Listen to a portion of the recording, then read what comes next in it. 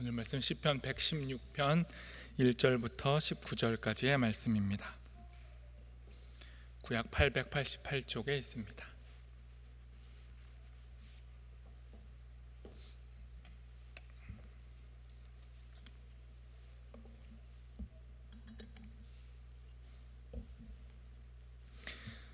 저 여러분이 한 절씩 교독하고 마지막 절 함께 읽도록 하겠습니다.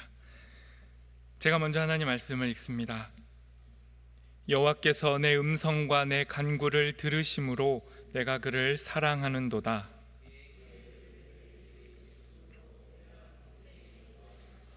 사망의 줄이 나를 두르고 수월의 고통이 내게 이름으로 내가 환난과 슬픔을 만났을 때에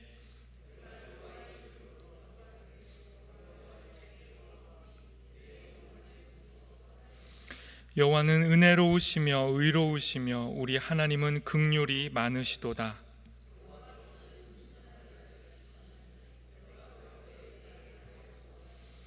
내 영혼아 내 평안함으로 돌아갈지어다. 여호와께서 너를 후대하심이로다.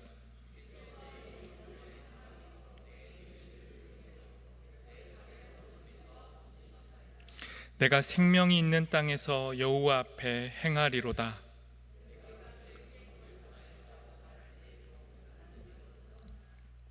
내가 놀라서 이르기를 모든 사람이 거짓말쟁이라 하였도다.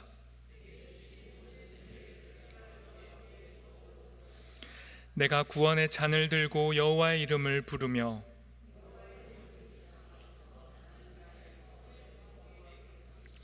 그의 경건한 자들의 죽음은 여호와께서 보시기에 귀중한 것이로다.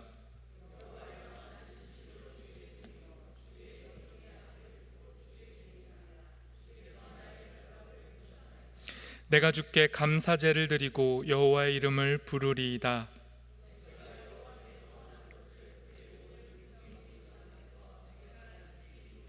함께 읽습니다. 예루살렘아 내 한가운데에서 곧 여호와의 성전뜰에서 지키리로다. 할렐루야.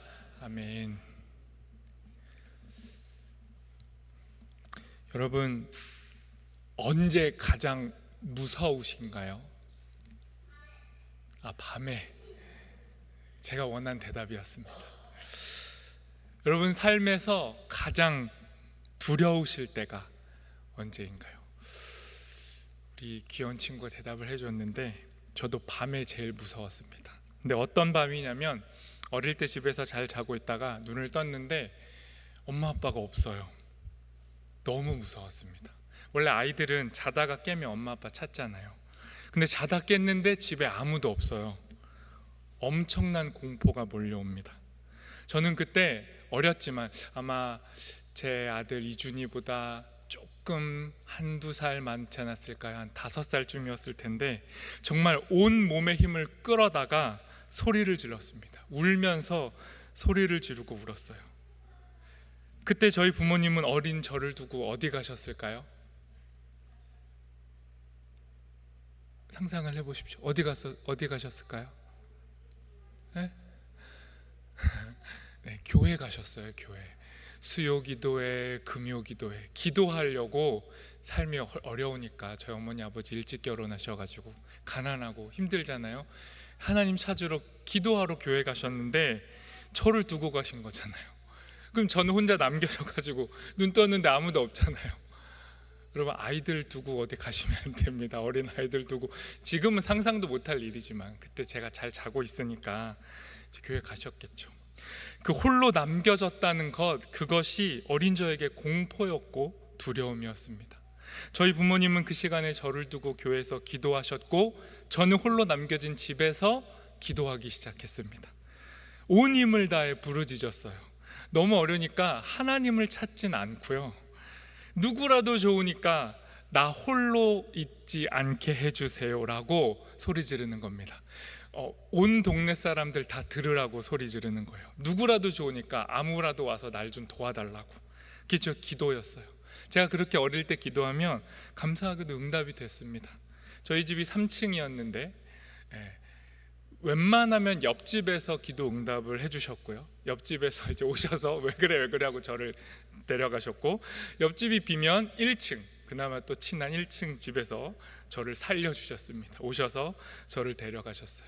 누구라도 좋으니 엄마 아빠는 지금 나에게 올 수 없음을 알았던 저는 누구라도 엄마 아빠를 대신해서 저 좀 맡아주세요, 이 홀로 된 어둠에서 저를 건져주세요라고 기도했던 거죠.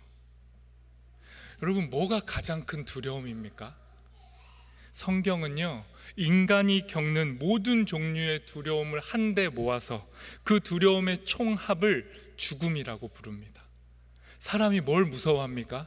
죽음을 무서워하는 거예요. 대놓고 무서워하든지 모르는 채 하면서 무서워하든지 우리 모두는 죽음을 두려워합니다. 무응답, 무반응, 아무리 소리를 질러도 침묵이 흐르는 것을 우리는 두려움으로 느껴요.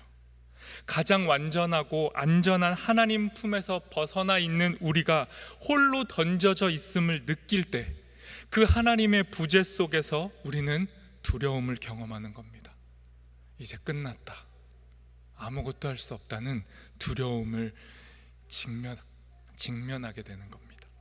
오늘의 본문인 시편 116편은 이처럼 죽음의 상황에 던져져서 모든 게 끝났다라고 여겼던 그 한 사람이 그 죽음 속에서 하나님을 찾고 기도했을 때 하나님이 그의 기도를 들어주심으로 그를 죽음에서 생명으로 바꾸어내신 하나님 사랑의 이야기를 담고 있습니다. 이 시편 116편은 자신의 소리, 자신의 이야기, 자신의 기도를 들으시고 죽음에서 자신을 건져내 주신 하나님 사랑에 대한 감격과 감사의 노래이며 신앙 고백입니다. 그래서 오늘 설교의 제목이 뭐죠? 듣고 계신다. 우리 삶의 그 어떤 죽음과 같은 상황이 펼쳐질지라도 그 상황이 결론이 되거나 절망으로 끝나지 않을 수 있는 이유는 우리의 삶에 드리운 모든 죽음 속에서도 하나님이 우리의 삶을 아시고 우리의 소리를 듣고 계시기 때문입니다. 우리의 삶이 죽음과 절망이 아닌 이유는 하나님이 듣고 계시기 때문입니다. 이스라엘이 애굽 땅에서 이 파라오라는 살아있는 이 신 아래에서 가장 짙은 어둠을 겪고 있을 때, 절망 속에서 절규하고 고통스러워하고 있을 때 하나님이 취하신 행동이 뭐죠? 들으시는 거였습니다. 하나님이 듣고 계시다라는 것이 이스라엘의 구원의 시작이었습니다. 출애굽기 3장으로 우리 잠깐 가보겠습니다. 출애굽기 3장 7절과 9절을 세 번역으로 읽어보도록 하겠습니다. 우리 함께 읽어보겠습니다. 시작. 주님께서 다시 말씀하셨다. 나는 이집트에 있는 나의 백성이 고통받는 것을 똑똑히 보았고 또 억압 때문에 괴로워서 부르짖는 소리를 들었다. 그러므로 나는 그들의 고난을 분명히 안다. 지금도 이스라엘 자손이 부르짖는 소리가 나에게 들린다. 이집트 사람들이 그들을 학대하는 것도 보인다. 들린다, 보인다, 안다, 다 똑같은 말입니다. 우리 삶에서 펼쳐지고 있는 그 구석구석에서 들리는 소리들, 아무도 모를 것 같은 상황들을 하나님이 듣고 계시고 보고 계시고 알고 계신다는 겁니다. 아니요, 아무도 모르는 것 같은데요, 그런 상황 속에서도 하나님이 듣고 보고 알고 계시다라는 것이 우리 구원의 전제가 되는 겁니다. 우리가 믿는 구원은 바로 이겁니다. 나 혼자 있는 것 같고 아무도 내 소리를 들어주지 않는 것처럼 여겨져서 벌벌 떨고 있었던 어릴 때의 저처럼 모두가 다 죽음을 경험하고 있을 때, 두려워하고 있을 때, 그 위기의 순간도 하나님이 우리의 삶을 듣고 보고 알고 계시다라는 것을 경험할 수 있는 기회로 만들어내시는 분이 우리 하나님입니다. 그래서 시편 116편의 시인은 이 죽음의 상황에서 하나님의 듣고 계심을 경험했어요. 하나님이 내 인생을 아신다라는 걸 경험했습니다. 그것을 노래하고 있어요. 우리 1절과 2절을 함께 읽어보도록 하겠습니다. 1절과 2절입니다. 함께 읽습니다. 시작.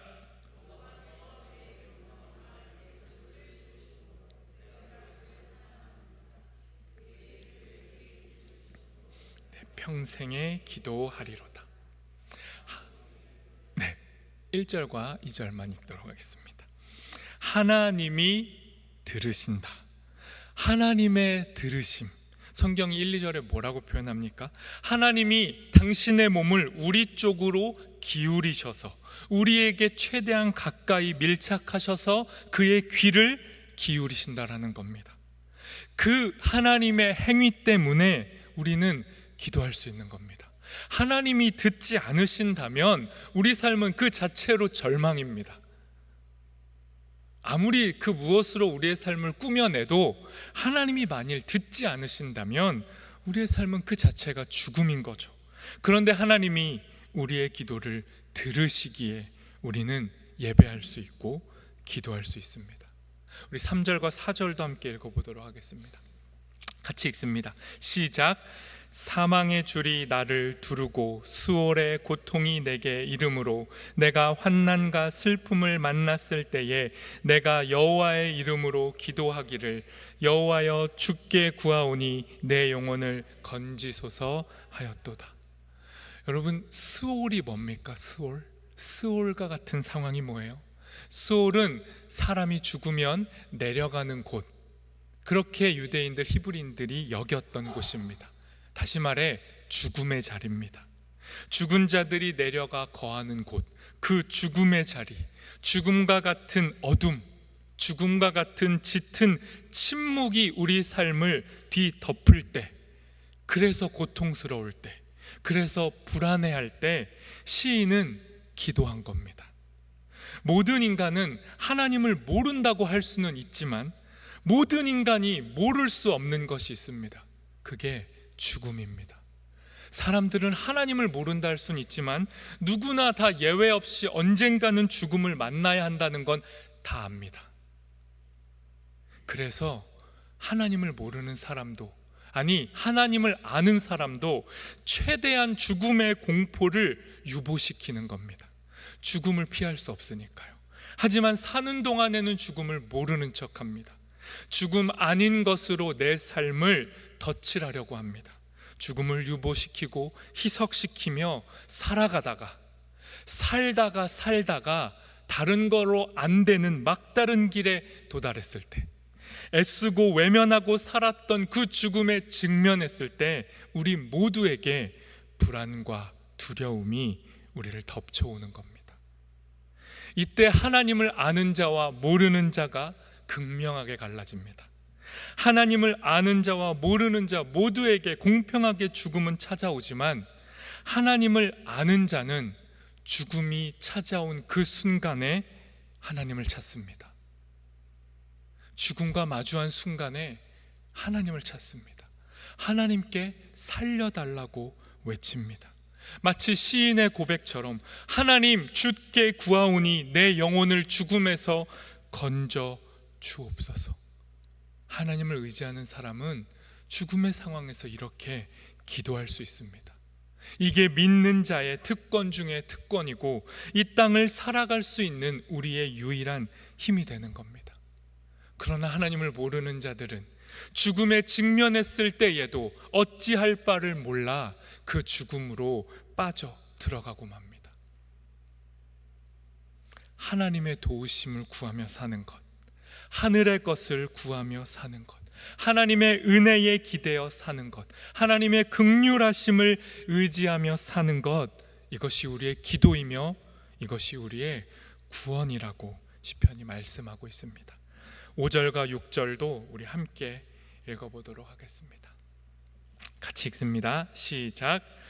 여호와는 은혜로우시며 의로우시며 우리 하나님은 긍휼이 많으시도다. 여호와께서는 순진한 자를 지키시나니 내가 어려울 때에 나를 구원하셨도다. 이게 시인의 간증이에요. 자신이 어떻게 죽음의 상황에서 하나님의 도우심으로 다시 살아났는지를 고백하는 겁니다.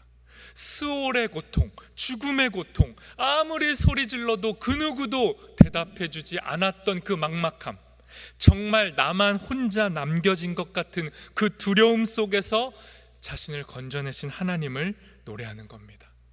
어떤 사람이요? 순진한 사람이, 순박한 사람이, 하나님 외에는 의지할 것이 없는 가난하고 미약한 사람, 정말 가난한 사람, 하나님밖에는 도움이 없는 사람, 그 사람이 순진한 사람입니다. 그리고 순진한 사람을 하나님이 하나님의 긍휼로 지켜내 주시는 겁니다. 순진하고 순박했던 이 시인이 고백한 겁니다. 자기가 그렇게 하나님 외에는 의지할 게 아무것도 없던 그 가난했던 시절에, 그 죽음의 순간에 하나님이 나를 살리셨습니다. 하나님만이 나를 도우셨습니다. 이게 이 시인의 고백이고 우리 모든 믿는 자의 고백입니다. 이어지는 고백이 이렇게 이어집니다. 7절과 8절 우리 함께 고백해 보도록 하겠습니다. 같이 고백합니다. 내 영혼아 내 평안함으로 돌아갈지어다. 여호와께서 너를 후대하심이로다. 주께서 내 영혼을 사망에서, 내 눈을 눈물에서, 내 발을 넘어짐에서 건지셨나이다. 아멘입니까? 여러분, 이것이 믿는 자의 고백입니다. 죽음과 같고 절망 같고 아무것도 없는 것 같은 상황 속에 하나님을 의지한 자가 하나님을 만나면 이런 고백을 하는 거예요. 내 인생에 평안함을 주셨습니다. 믿는 자의 인생은 죽음이 결론이 아니었습니다. 결코 죽음으로 끝나지 않았습니다. 죽을 것 같아도 안 죽던데요. 하나님께서 하나님을 의지하고 찾는 자들을 결코 죽도록 내버려 두시지 않아요. 도리어 죽음에서 우리를 건지십니다. 우리가 죽어야 할 상황에 하나님은 도리어 자신을 죽음의 자리로 내모시고 자신의 죽음으로 우리를 살리시는 분입니다. 이게 내가 경험한 하나님입니다. 이게 모든 믿는 자의 고백입니다. 그 하나님께서 우리에게 주시는 것이 무엇입니까? 평안함, 후대하심. 후대하심이 뭐예요? 넉넉히 대하심, 너그럽게 대하심. 우리는 위기의 순간에 아무것도 안 보이고 위기만 보이잖아요. 그래서 우리 삶의 넉넉함이 사라진단 말이에요. 위기를 맞이하면 우리는 옹졸해집니다. 두려워져요. 정말 세상에 나밖에 없는 줄 알아요. 하나님도 없다고 생각해요. 그래서 무섭잖아요. 그런데 하나님을 만나면 하나님이 나를 후대하시는 것, 넉넉히 대하시는 것, 하나님의 너그러우심을 경험하고 사망에서 눈을 들어 생명을 보게 되고, 눈물에서 기쁨을 보게 되고, 넘어짐에서 다시 일어섬을 경험하게 되는 겁니다. 그러니 믿는 자의 고백이 뭡니까? 인생은 고달파요, 인생은 죽을 것 같아요 라는 세상 모든 사람이 하는 똑같은 고백으로 끝나야 하는 것이 아니라, 그 고백을 넘어 하나님이 우리에게 부여하시는 이 은혜의 고백을 우리의 고백으로 담아내는 겁니다. 이 시인의 고백이 저와 여러분의 고백이 되어야 합니다. 지금 아무리 힘들어도, 정말 지금 죽을 것 같아도 여러분 기억해 보십시오. 여러분 정말 죽을 것 같은 상황이 이번 한 번이었습니까? 이번 처음이에요? 정말 지금만 죽을 것 같아요? 그렇지 않아요. 저보다 훨씬 오래 사신 여러분, 저의 인생의 2배 정도를 사신 분들은 더 명확히 경험하셨잖아요. 죽을 것 같은 상황은 인생에 반복됩니다. 그러나 하나님은 늘 그 죽음에서 우리를 건지십니다. 죽음이 결론이 아니에요. 이 고백 위에 우리 오늘의 힘겨움과 버거움을 우리는 또 이겨낼 수 있는 겁니다. 지금 너무 힘들어도 기도할 수 있습니다. 너무 무서워도 소리 지를 수 있습니다. 살려달라고, 하나님 좀 살려달라고. 그러면 하나님이 우리에게 하나님의 일을 행하십니다. 이어지는 9절과 10절, 오늘 시편의 핵심 고백, 주제와도 같은 말씀 우리 함께 읽어보겠습니다. 9절과 10절 함께 읽습니다. 내가 생명이 있는 땅에서 여호와 앞에 행하리로다. 내가 크게 고통을 당하였다고 말할 때에도 나는 믿었도다. 여러분, 10절 말씀이 핵심입니다. 죽을 것 같아도, 정말 죽음 같아도, 아니 고통 속에 있을 그때에도 시인이 뭐라고 말합니까? 나는 하나님을 믿었도다. 생명 있는 동안 우리의 숙명이 뭡니까? 죽은 자들은 편안해요. 그래서 구약은 죽은 자들을 잠잔다라고 고백하잖아요. 죽음은 어찌 보면 쉼입니다. 편함으로 들어가는 거예요. 그런데 살아있는 자들의 삶은 뭡니까? 삶 그 자체가 고통이에요. 그래서 우리는 살아있는 동안 이 땅에서 우리에게 주어진 삶을 견뎌내야 됩니다. 그런데 그 죽음과 같은 고통의 삶을 견디다 보면 배우게 됩니다. 하나님이 우리의 삶을 하나님 앞에서 살아가게 하신 것은 이유가 있어요. 우리 인생이 왜 이렇게 고통스럽냐고 우리가 한탄할 때에도, 왜 삶은 고통이어야 합니까? 이 되돌아오지 않는 질문을 퍼부을 때에도 그 침묵의 시간을 통과하고 또 통과하면 하나님이 그 삶을 통해 우리에게 말씀하십니다. 이 고약한 삶이라고 하는 시간을 통과해내면, 기도로 견뎌내면 하나님이 우리에게 응답해 주세요. 이 고약한 삶은 우리를 믿음의 사람으로, 기필코 하나님만 의지하는 사람으로 우리를 만들어내시는 하나님의 통로라고. 하나님은 어리석고 무지하고 고집센 우리를 인생이라는 채찍 막대기를 들어 사용하셔야만 했고, 그 인생이라고 하는 채찍이 우리를 아프게 하지만 그 인생이 우리를 하나님만 믿는 사람으로 만들어내고야 만다고. 이게 하나님의 일이라고, 이게 하나님이 우리 삶에 그려내시는 큰 그림이라고.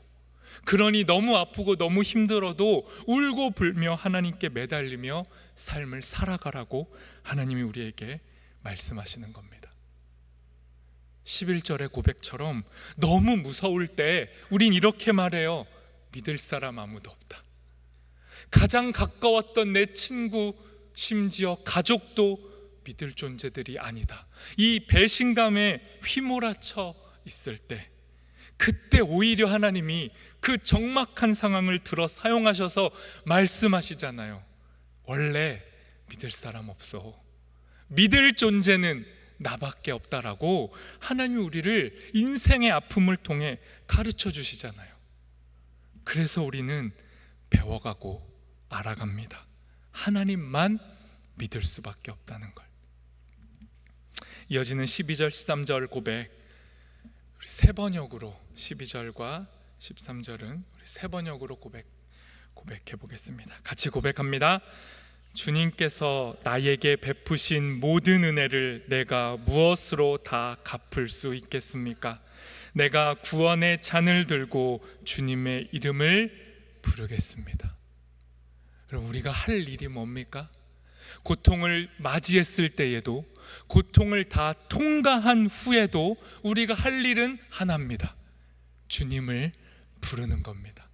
너무 힘들 땐 살려달라고 부르고, 우리를 살려주셨을 때에는 감사하다고 주님을 부르는 겁니다. 우리는 주님을 부르는 거예요. 그러면 하나님이 어떻게 반응하십니까? 들으세요. 듣고 계시는 하나님이 우리의 구원의 잔이 되어주시는 겁니다. 부르면 들으십니다. 그러하기에 탄식 속에서 하나님을 부른 자들은 반드시 기쁨을 맞이합니다. 인생은 탄식에서 기쁨으로 전환됩니다. 가장 취약하고 나약한 우리의 삶을 하나님이 다루시고 다루셔서 마침내 우리의 입을 통해 고백하게 만드세요. 하나님만이 나의 구원이십니다. 이 고백이 뭡니까? 하나님만이 하나님이십니다. 죽음이 결론이 아니라 죽음 속에서 나를 다시 살리셨습니다. 하나님이 죽음에서 부활의 생명을 주셨습니다. 이 고백이 뭐예요? 이 고백이 예배입니다. 이 고백이 예수 그리스도를 향한 예배예요. 십자가의 죽음이 부활의 생명으로 바뀐다. 이걸 우리는 매주 예배하는 겁니다. 이어지는 14절부터 19절 읽지 않겠습니다. 여러분 꼭 읽어보십시오. 14절에서 19절의 고백이 뭡니까? 예배의 고백입니다. 다시 살아난 자가 고백하는 겁니다. 고통 속에서 하나님을 발견한 자는 예배자가 돼요. 그 진실한 고백을 담아내는 게 예배입니다. 그러니 여러분, 고난이 없는 사람은 예배자가 될 수 없습니다. 고난이 없는 건 축복이 아닙니다. 고난이 없는 인생은 위기입니다. 전에는 고난이 많아 하나님을 찾았는데 이제는 살만하니 더 이상 위기도 없고 불안도 없고 염려도 없다는 것은 성숙의 고백이 아니라 위기의 고백입니다. 우리는 죽는 그 순간까지 하나님을 의지하는 자들입니다. 죽음이 가까이 오면 가까이 올수록 두려워짐을 솔직하게 시인하고 하나님을 기다리는 겁니다. 내 죽음의 뒤에 부활의 생명이 있음을 기대하는 겁니다. 그러니 우리 모두는 죽는 순간까지 하나님을 찾아야 합니다. 하나님은 죽음까지도 소중히 다루셔서 우리를 만들어내시는 분입니다. 그것이 15절입니다. 우리 15절은 함께 읽어보도록 하겠습니다. 15절 함께 고백합니다. 시작. 여호와께서 보시기에 귀중한 것이로다. 죽음은 결코 버림받아야 되는 것, 필요 없는 것이 아니라 하나님이 귀히 여기셔서 다루시고 사용하셔서 우리를 만들어내시는 하나님의 통로입니다. 그러니 여러분, 우리의 삶의 여정 속에서 죽음을 만날 때마다, 죽음을 통과할 때마다 기도해야 합니다. 고백해야 합니다. 하나님 살려달라고. 그 죽음을 통과한 다음에 또 불러야 합니다. 하나님 감사합니다. 이 모든 고백의 총합, 이 모든 고백을 묶어놓은 고백이 우리가 먼저 읽었던 1절의 고백입니다. 1절로 다시 돌아가셔서 마지막으로 1절 말씀 같이 읽도록 하겠습니다. 모든 고난을 통과한 자의 고백. 1절 말씀 함께 읽습니다. 여호와께서 내 음성과 내 간구를 들으심으로 내가 그를 사랑하는도다. 여러분, 하나님 사랑합니다. 이 상투적인 고백은 아무 때나 하면 그야말로 가벼운 고백이 되는 겁니다. 상투적인 고백이 되죠. 그러나 고난과 위기와 죽음을 통과한 후에 고백할 때는 진심이 되는 겁니다. 죽음 속에서 나를 살려주신 그 하나님, 내 소리를 들어주신 그 하나님을 경험한 사람이 고백하는 겁니다. 하나님은 나를 사랑하시는 분입니다. 나는 하나님을 사랑합니다. 여러분, 이 사랑 고백이 우리가 하나님을 향한 고백이 되었으면 좋겠습니다. 하나님이 우리를 사랑하십니다. 하나님이 우리를 사랑하신다라는 이 표현의 다른 말은 하나님이 우리의 소리를 들으신다는 겁니다. 하나님이 우리의 소리를 들으신다는 건 하나님이 그 들으신 우리의 모든 절규와 소리를 책임지신다는 겁니다. 듣고 그냥 넘어가는 게 아니라 들으신 분이, 유일하게 들으신 그 분이 우리를 아셔서 우리를 책임지시는 겁니다. 우리의 소리를 들으시고 우리를 책임지시고 우리에게 반응하시는 것, 이게 하나님 사랑입니다. 이 하나님 사랑을 받으시고 이 하나님 사랑을 고백하며 사는 저와 여러분 되기를 소망합니다. 우리 이 시간 말씀을 기억하며 우리 찬양하도록 할 텐데요, 이 찬양의 고백을 우리 말씀에